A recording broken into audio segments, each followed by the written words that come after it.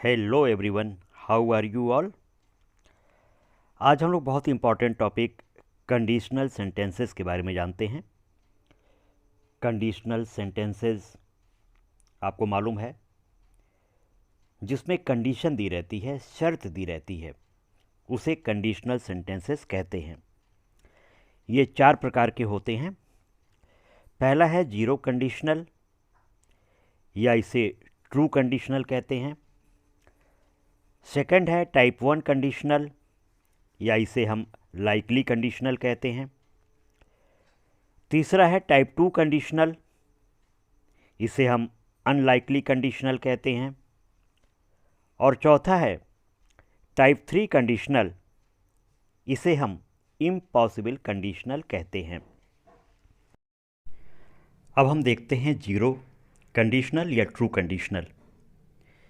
These conditional are based on general truth और scientific fact. जो general truth होते हैं या साइंटिफिक फैक्ट होते हैं, यदि उसके कंडीशन होते हैं तो इसे जीरो कंडीशनल कहते हैं।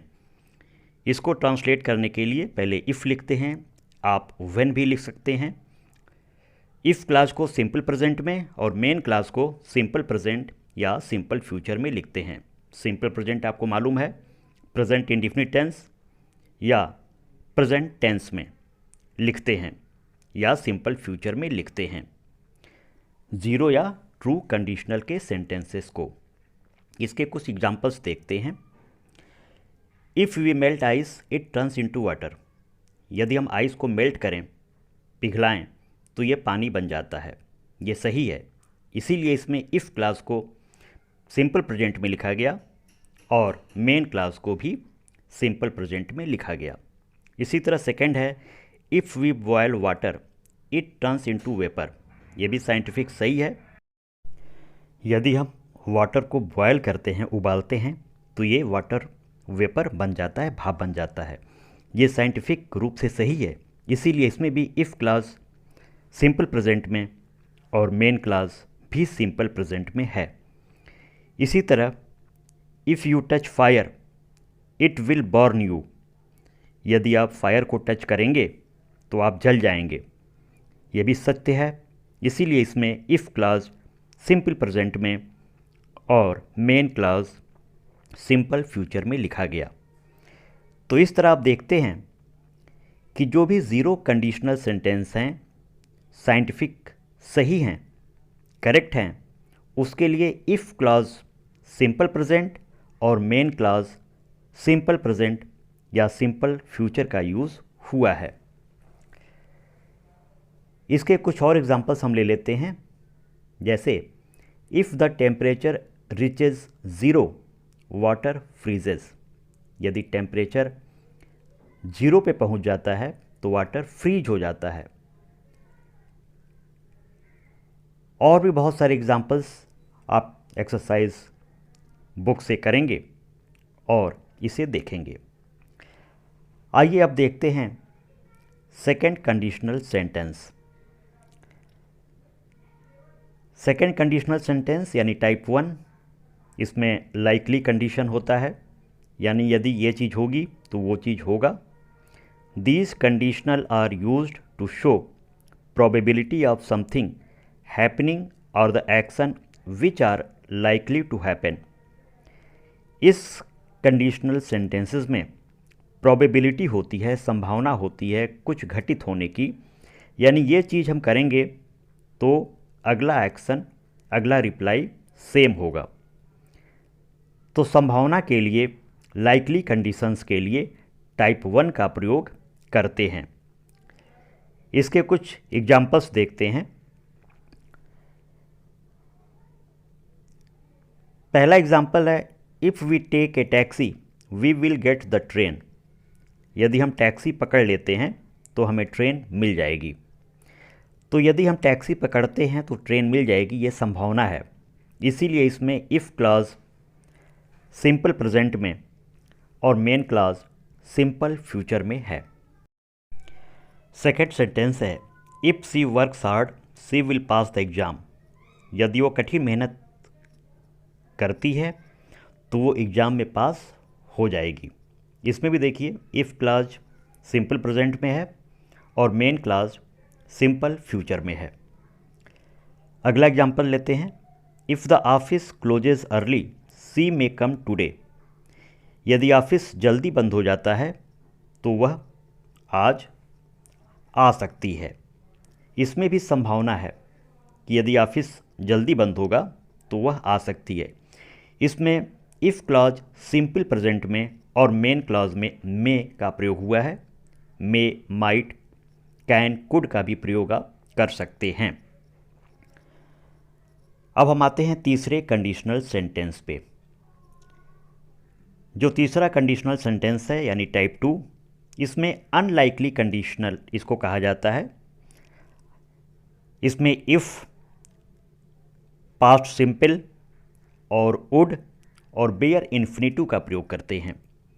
यानी जो इफ़ क्लॉज है वो पास्ट सिंपल में होता है और जो मेन क्लॉज है उसमें वुड और बेयर इन्फिनिटिव का प्रयोग करते हैं। These conditionals are used when there is no probability of happening something or when an action is unlikely to happen. इस कंडीशनल सेंटेंस में कोई संभावना नहीं होती है या कम संभावना होती है उस चीज़ की जिसकी शर्त रखी जाती है। जिसकी शर्त रखी जाती है उसकी संभावना बहुत कम होती है, इसीलिए इसको अनलाइकली कंडीशनल सेंटेंस भी कहते हैं।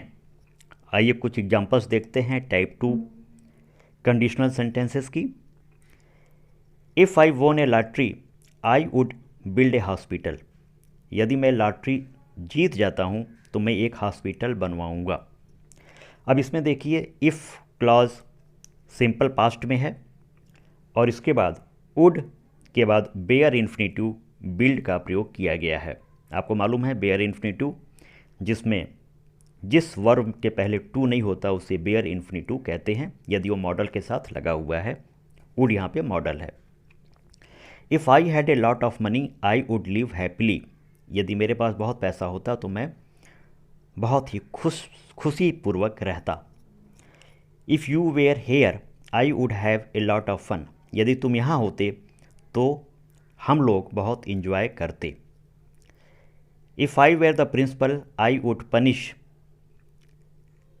The miscreants. यदि मैं प्रिंसिपल होता तो मैं मिसक्रेंट्स को यानी शरारती लोगों को पनिश करता, दंड देता। इसमें भी देखिए इफ़ क्लॉज सिंपल पास्ट में और इसके बाद वुड और बेयर इन्फिनिटिव का प्रयोग ऐसे सेंटेंसेस में करते हैं। तो इस तरह के जो सेंटेंसेस होते हैं उसमें आपको मालूम है पहले सिंपल पास्ट, बाद में वुड और बेयर इन्फिनिटिव का प्रयोग करते हैं। आइए कंडीशनल सेंटेंसेस का जो अगला प्रकार है उसके बारे में जानते हैं। वो टाइप 3 है, उसे हम इम्पॉसिबल कंडीशनल सेंटेंस कहते हैं, यानी जिसकी कोई संभावना नहीं होती। इसमें इफ़ क्लॉज पास्ट परफेक्ट में होता है और main clause perfect conditional sentences होते हैं। Such conditionals are called impossible because the damage has been done और so remedial action can be of any help. तो इसमें कुछ रिग्रेट होता है, कुछ पछतावा होता है कि यदि मैं ये किया रहता तो मैं हो गया होता। जो कुछ इस तरह की पछतावा लोग करते हैं बाद में, इस तरह के जो सेंटेंसेस होते हैं, इस तरह के कंडीशन होते हैं, उसे हम टाइप 3 या इम्पॉसिबल कंडीशनल सेंटेंसेस कहते हैं। कुछ एग्जांपल्स देखते हैं, इससे आप इसको अच्छी तरह से समझ जाएंगे कि क्या रिग्रेट है, क्या पछतावा है। कुछ एग्जांपल्स देखते हैं। If I had acted wisely I would have वोन हर फेवर्स। यदि मैं अच्छे से व्यवहार किया होता तो मैं उसका फेवर जीत पाता, यानी उसको इम्प्रेस कर पाता। Second example, if the doctor had come A bit earlier the patient would not have died. यदि डॉक्टर थोड़ा पहले आ गए होते तो पेशेंट यानी मरीज़ नहीं मरा होता। इसमें देखिए इफ़ क्लॉज पास्ट परफेक्ट में है और मेन क्लॉज परफेक्ट कंडीशनल है। परफेक्ट कंडीशनल आपको मालूम है, परफेक्ट कंडीशनल में हम वुड लगाते हैं और हैव लगाकर वर्ब की थर्ड फॉर्म का प्रयोग करते हैं। तीसरा एग्जाम्पल देखते हैं। If we had practised a bit more we could have won the match. यदि हम थोड़ा और प्रैक्टिस किए होते तो हम मैच जीत जाते। इसमें भी इफ़ क्लॉज पास्ट परफेक्ट में और मेन क्लॉज कंडीशनल परफेक्ट यानी परफेक्ट कंडीशनल में है। इस तरह से आप सारे एग्जाम्पल्स को लिखेंगे और प्रैक्टिस करेंगे। जितने भी बुक में एक्सरसाइजेज हैं उससे आप प्रैक्टिस करेंगे, लिखेंगे, because practice makes a man perfect. Happy learning, happy learning.